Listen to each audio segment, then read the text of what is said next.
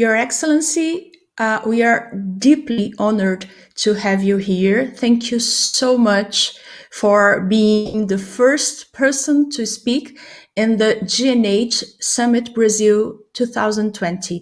You're very, very welcome. Thank you so much. You're very welcome. Thank you so much for having me in. Thank you so much. You know, Your Excellency, we have spoken before when we were preparing this conversation, and I just remember the exact moment. It was 2018 May in Thimphu when I heard you say a very precious word that they were so precious that they are very printed in my mind. The words were thanks to technology. Today, we are so busy that we don't have time. We have no time indeed to look for the North Star. What is the importance of the North Star for people and for a country? And what is Bhutan's North Star? Oh, thank you so much. This is a very special question, and I'm so glad that you remember our session 2 years ago, more than 2 years ago, when you came to visit Bhutan. As a matter of fact, I'm very fond of the North Star. It is important for all of us, men, women, and children, wherever we are in the world, whichever parallel or meridian of the earth we occupy. We need the North Star. As you know, long ago, when precision equipment of the kind that we have today were not invented, sailors lost on the wide open seas looked at the North Star. They looked at the North Star and found the safety of the shore with the help of the North Star. Today, in the 21st century, everybody is so very busy, and we have very advanced state of the art equipment. People may not have the time or the inclination or even the awareness of the need to look at the North Star. But I believe that in the 21st century, more so now than ever before, all of us need the North Star. All societies, all nations need the North Star. Just as we individuals, men, women, and children, need our North Star. The North Star is a metaphor for our goal, for our dream, for our vision. Where do we want to be 5 years down the line, 10 years, 15, 20, 30 years down the line? Where do we see ourselves as a person? Where do we see ourselves as a society? Where do we see ourselves as a nation? And beyond that, where do we see the world in the future? So to this end, the benefit of the North Star is to help us guide us and to encourage us to look further beyond, to look for what is to come. And how do we organize our time, our mind, and our resources to move in the direction that we want to go to? And for Bhutan, the North Star was identified by His Majesty the Fourth King, Gyalpo Jigme Singye Wangchuk. He was very young, 16 going on 17, when he had to shoulder the responsibility of heading the country, leading the country. A third king, His Majesty Gyalpo Jigme Dorje Wangchuk, passed away far away from home in Nairobi, Kenya. So a very young prince had to shoulder the responsibility of looking after the kingdom when he was very young. But His Majesty, as young as he was in body, he was very wise. He has been a very wise and visionary king.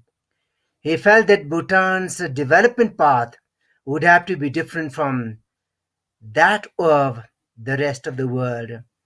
Because for a long time, His Majesty saw that the world was used to measuring progress, measuring development by using the conventional tool called gross domestic product or GDP. And as you know, GDP does not tell the whole story. GDP tells only a part of the story. And if we want to have a holistic picture of progress, societal development, human flourishing, we want a fuller story, a more complete story, a more fulfilling story. So, what we need is a broader base on which we find the architecture of development. So, for Bhutan, gross national happiness, as envisioned by His Majesty the Fourth King, has been our North Star for the past 4.5 decades, since His Majesty declared that gross national happiness is more important than gross national product. It is a development tool. It is our policy making tool.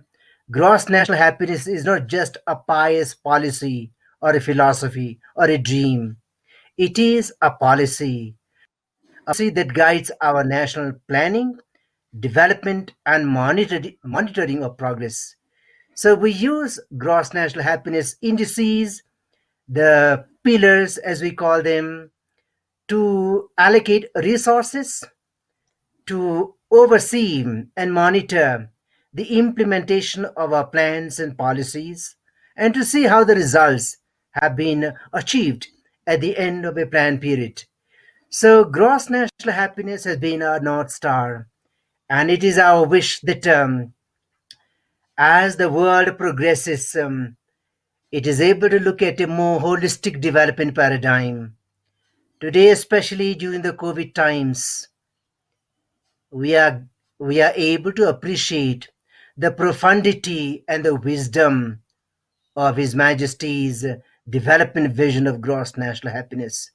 Much more sustainable, much more holistic, and much more life affirmative, life based, and environment focused, culturally sensitive, economically more equitable, in terms of governance, much more fair.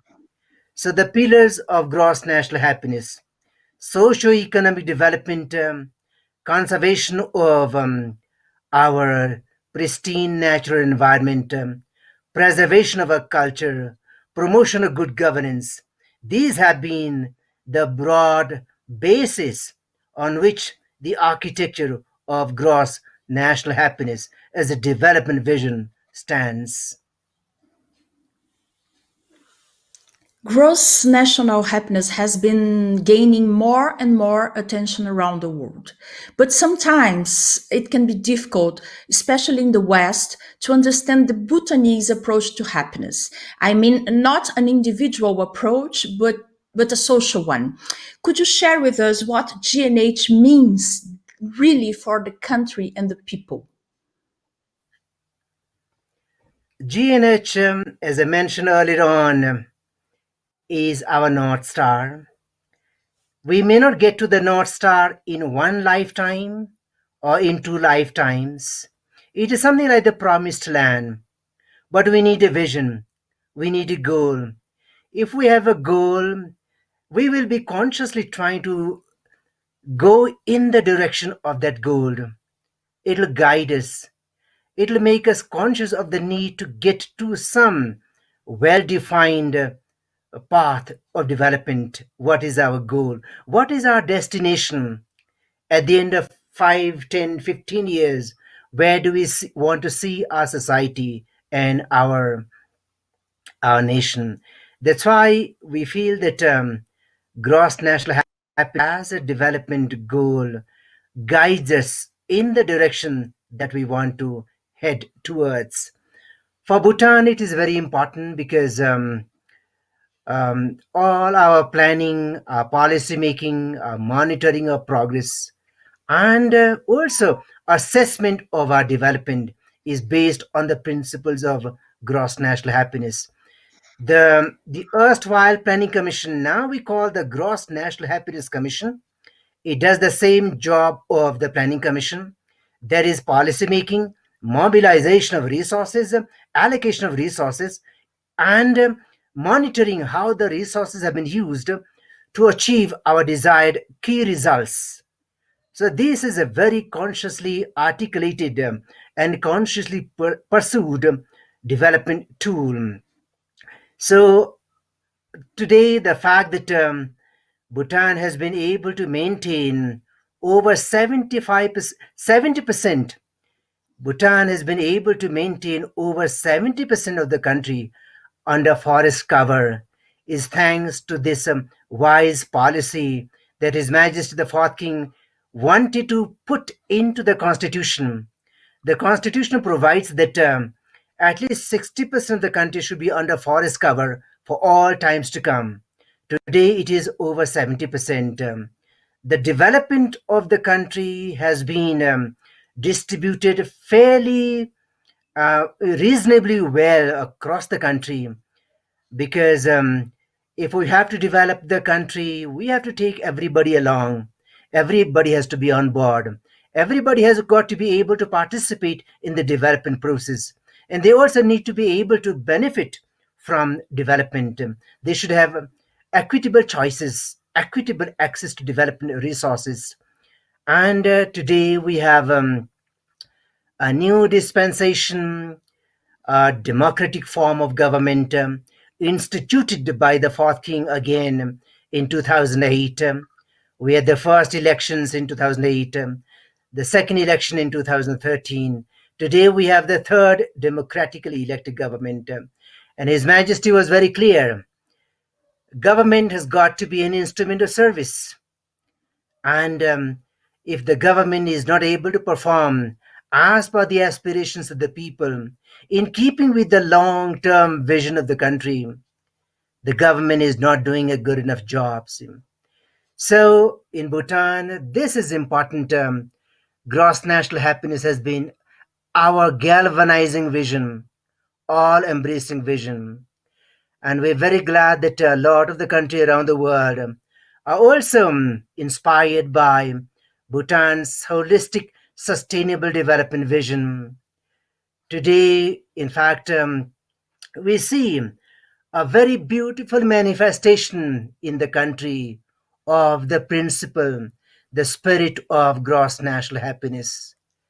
We feel that material wealth is important, material goods services are important, but there are other things, non-material, non-economic, non-physical, which are extremely important as well.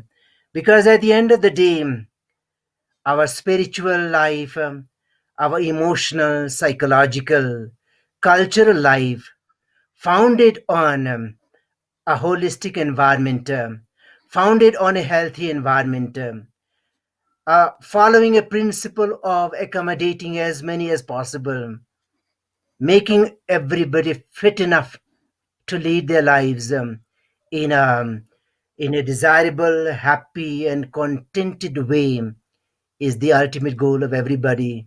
It is not only actually in Bhutan, but people all over the world, whichever country they are in, whichever continent they are in, from coast to coast, hemisphere to hemisphere, from tropic to tropic. Everybody, all human beings, men, women, and children, we are all the same at the end of the day. We need this earth. We need this earth with all its blessings, with all its treasures. We need the water to drink and live our lives. We need the air to breathe and live our lives. We need plants and vegetation. We need all the other co-inhabitants of this planet Earth. And us, human beings, are just a little microcosm of the big macrocosm that is this planet Earth. So if we take care of this planet Earth, if anywhere in the world, in any country, something good is happening in support of life, in support of this planet Earth, it is a blessing.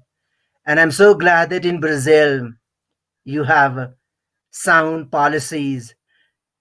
Brazil is the third country in which we held Brazil hosted the third international conference on gross national happiness, and the government of Brazil went to the extent of changing a provision in the constitution to make pursuit of happiness a basic human right.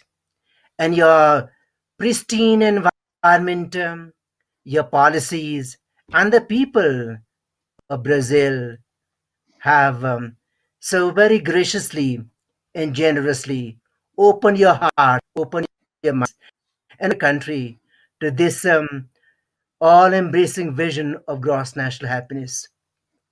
At the end of the day, we share the same dream for our nations, for our societies, for the world. We have the same dream for our children and our children's children and their children and beyond. So, wherever we are, we have to do what we can, whether it is in Bhutan or in Brazil or in any part of the world. We owe it to ourselves and to succeeding generations of our fellow citizens on planet Earth and the world to do our best when we can, where we can. Thank you. Oh, thank you so much. Thank you so much. Your Excellency, from your point of view, what are the challenges that Bhutan is facing right now? And how do you think GNH can help overcome these challenges? Of course, at the moment, like all countries around the world, we are also deeply, deeply aware of and, in fact, mindful of the consequences of this pandemic. The first case of the virus came to Bhutan in March, in the beginning of March, 5th of March to be precise, through a traveling visitor from the United States. And the country was alerted almost overnight, led by His Majesty the King himself. The whole government was galvanized. The people came together. So, very fortunately, so far we have had no fatalities in the country. There are slightly over 300 total cases in the country. Uh, all, a little over 300 have recovered. We have something like 30 cases in isolation at the moment. The whole country has been galvanized to address the threat posed by COVID 19. His Majesty has been traveling across the country, even in the most risk prone areas. This moment, even though these are very anxious times, uncertain times, these are moments of anxiety and fear and uncertainty. However, this is also one of the finest times in the country. Bhutan has come together as a family. There is a lot of caring and sharing that people are practicing at the moment. A tremendous sense of volunteerism, great abundance of goodwill and positive energy. People going out of their way to help each other. Private individuals giving away their properties to be used by the government, making their contributions, civil servants, members of the parliament, private citizens coming forward to join hands with the government to fight the threat of COVID 19. So we have in a way strategized our approach. We feel that development works which were planned can take time, and when the situation returns to normality, we can pick up development works. But at the moment, nothing is more precious than life. His Majesty the King has commanded that no Bhutanese life should be lost to the virus. And fortunately, so far, we have not lost a single human life to the virus. We have no illusions to the challenge. We never know what is going to happen. However, we have not let down our guard. We are all together in this fighting the virus. that can still pose a threat and a challenge to the country. So while on the one hand there is anxiety and there is uncertainty, on the other hand, this is a beautiful moment in which we see the flowering of the GNH principle, the blossoming of the GNH spirit, caring for each other, looking after each other, preserving life, and caring for life.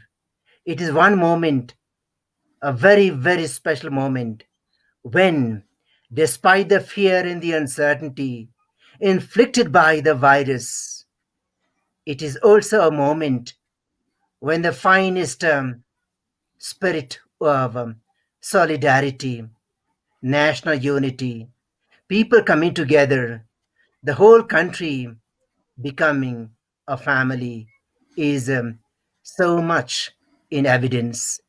So for me, this particular moment has been very special, and it inspired me to actually produce an anthology of reflections of Bhutanese people across the society, children as young as 8 years, all the way up to the retired prime ministers and ministers and elderly citizens, have contributed their reflections to the building of what I call Bhutan at her best. The subtitle of the book is Sun Rays Through the Rain. Even though there is the rain of anxiety, the rain of uncertainty, the rain of fear, however, the bright rays of the sun cut through the rain and give us hope and give us confidence under the leadership of His Majesty the King and everybody coming together as a family. This is Bhutan exemplifying that spirit of gross national happiness at this point in time. This is truly a GNH moment. Yeah, for sure, for sure. I remember during my training in Bhutan with Dr. Julia King and Dr. Tohavin, being deeply touched by one of the nine domains. That was for sure something that I have never seen as part of happiness. That's called community vitality. Could you help us understand what does it mean for your culture? Community vitality is so very precious. Um, it comes from deep within the heart of gross national happiness as a development vision, as a development paradigm. As we know, the most profound needs of human beings all over the world, at all times, in all places, the most profound needs of human beings are not material or physical or objective, but that there are other profounder, more precious, more fulfilling dimensions of life, our emotional dimension, our psychological dimension, our spiritual, artistic, cultural dimension, our deep, deep inner life, our subjective dimension. These are so very important for life to be meaningful, to be worthwhile, and to be fulfilling. And it is important that in development reckoning, we take care of these non economic, non material dimensions, because at the end of the day, it is these non material, non economic dimensions that give meaning and purpose and fulfillment to our lives. When we are happy, we need companionship to celebrate that happiness. When we are sad, we want to be able to lean on somebody's shoulder for them to share our sadness. In moments of joy, we need fellowship. In moments of sadness, we need solidarity as well. So, how much money one has in the bank is important, but what one feels in the heart is so much more important. So, a lot of people calculate their well-being on the basis of material possessions, economic properties, which are important. But at the end of the day, we need only so much to lead or to live a decent, fulfilling life. So, when you look at our remote villages, our hamlets, a lot of our people live very simple lives. Many of them may not have a bank account. They may not be able to read or write. They may not have traveled outside their village or little hamlet. They may not have crossed the first frontier. However, they're rich inside.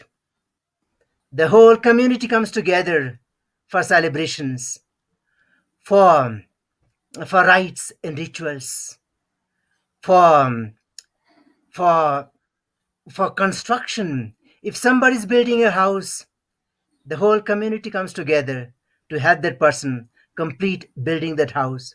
If there's celebration in a certain family, the whole community comes together.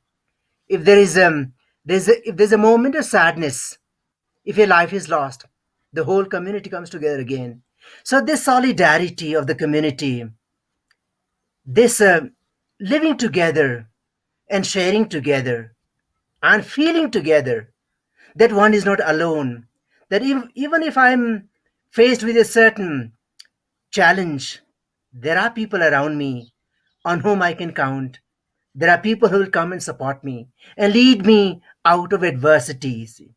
So, community vitality is that galvanizing energy that brings the people together, that brings homes together, the communities, the valleys together, and makes them feel together and share moments of joy as well as moments of sadness, moments of celebration as well as moments of turbulence in one's life. That is very important. That's what keeps the people together, the community together, supports supports them and gives them a sense of well-being, a sense of strength, a sense of confidence. That is community vitality. And at this point in time, I see all around the world also an expression, a manifestation of that spirit of helping and caring. I see people in many parts of the world singing songs from the balcony, leaving food outside their homes, on the street for people, by the side of the street for people who need food because they haven't had food for a long time. People visiting the homeless, the people helping each other, volunteering, coming together. I see that all around the world also.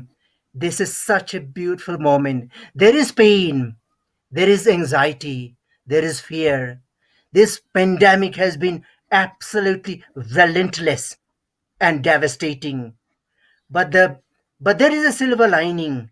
It is one moment when the world has come to realize that at the end of the day, what is important is life. What is precious is life. So today, life has gained primacy. Life has gained, or life has regained that vital importance, that vital primacy. I call it Revolution 5.0.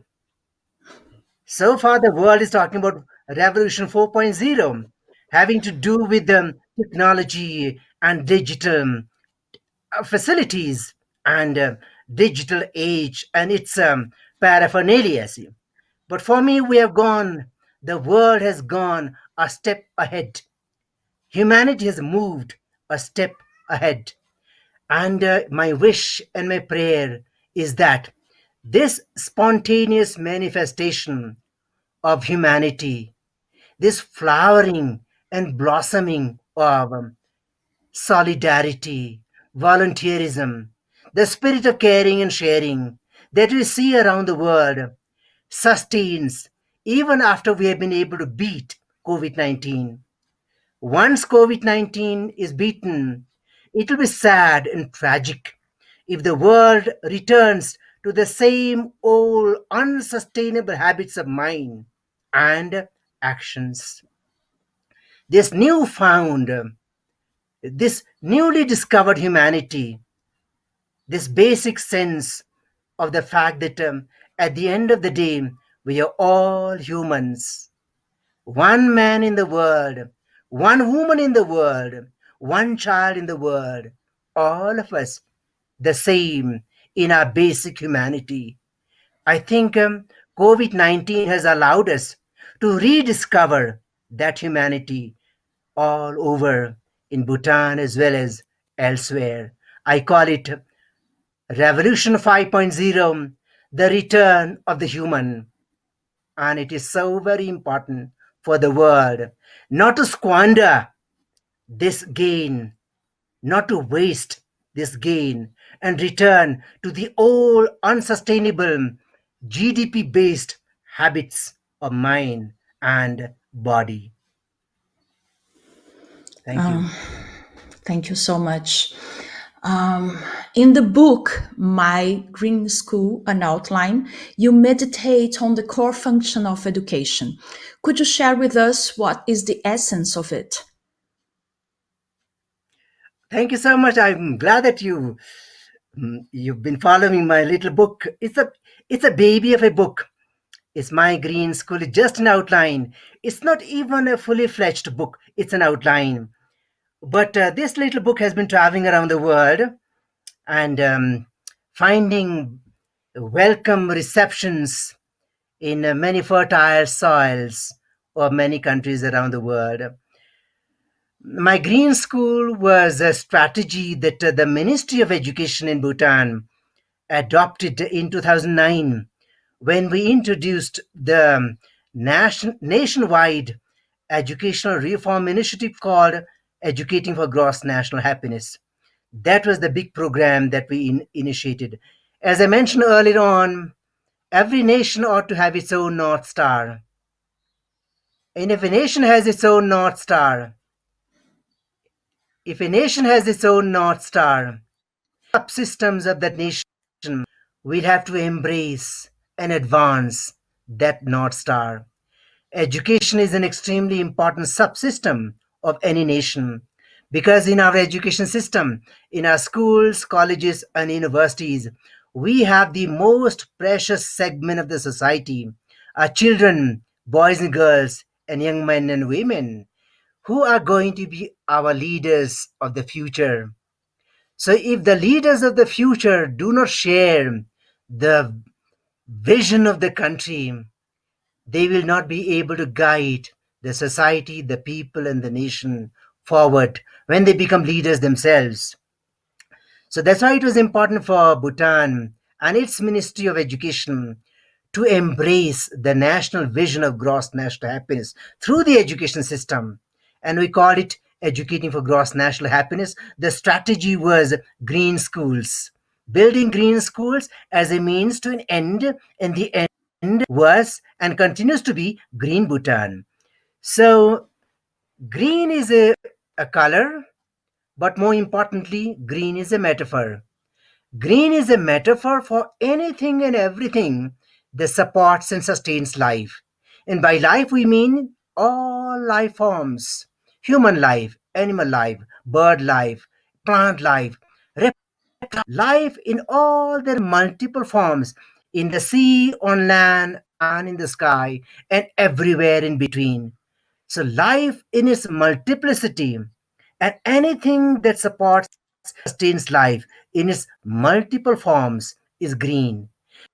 So, green school, we can have a green home, we can have a green society, a green nation, a green world, green economy, green politics, green legislation, green management, green organization, green planning, green architecture, green business, green industries, green diplomacy, anything and everything that supports life to flourish and to blossom, to celebrate life and to support life in its multiple forms. That is green. So, my green school has 8 elements. Today, everybody around the world is talking about education, but a lot done in the name of education does not have much to do with education. At best, today's education addresses the claims of the intellect, the claims of the mind. But we human beings are more than the mind, more than the intellect. We have so many dimensions. There are so many claims on education, on life. So, an education system and practitioners of education would have to understand the claims on teaching and learning. Whose claims? What claims do we address in our schools, in our colleges, in our universities, in our places of learning? Whose claims? Do we uphold? Do we accept and uphold the claim of our beloved planet Earth? The earth without which we cannot do. The water without which we cannot do. The air without which we cannot live our lives. The plants that give us oxygen. The many multiple life forms with which we share our life. In this earth we call our shared home. So the claim of planet Earth is very important in my green school. The claim of the society, we are all social beings. So, in an educational experience, the claim of the society, children as social beings, is very important. The claim of culture is important. Today, many people don't talk about culture. Many people feel that it is politically not appropriate or correct to talk about culture. But culture is so very important to any society, to any being. So the claim of culture, the claim of the intellect, the claim of academics, the claim of aesthetics, the claim of spirituality, and above all, the claim of ethics or morality. These 8 claims for me constitute a good, holistic, healthy education system. If our children are if our children are exposed to these important claims on education and on life when they are in our schools, colleges, and universities, they will grow up into well integrated human beings. They'll be able to work in teams, they'll be able to solve problems, they'll be deep thinkers, they will celebrate diversity and pluralism. They will be sensitive. They'll be aware of the claims of planet Earth. They'll be the custodians of our planet Earth. They'll be good leaders, ethically upright, morally good. They'll be strong leaders. We would like today in the world, we need upright leaders. If they are not ethically green, if they have not been exposed to these very important values, when they become leaders themselves, they will not be able to provide upright leadership to the people, to the society, to the countries. Today we can see big corporations, big organizations collapse overnight because of leadership issues. Leaders do not make a distinction between right and wrong, good and bad, truth and falsehood. For them, anything goes. But that is not what good leadership is. So that's why in my green school, these 8 elements, the claims, I call them the claim of planet Earth, the claim of the society, the claim of culture, the claim of the intellect, the mind, the claim of academics, the claim of aesthetics, the claim of spirituality, and finally, the claim of ethics and morality is very important. So, all these eight elements together constitute my green school.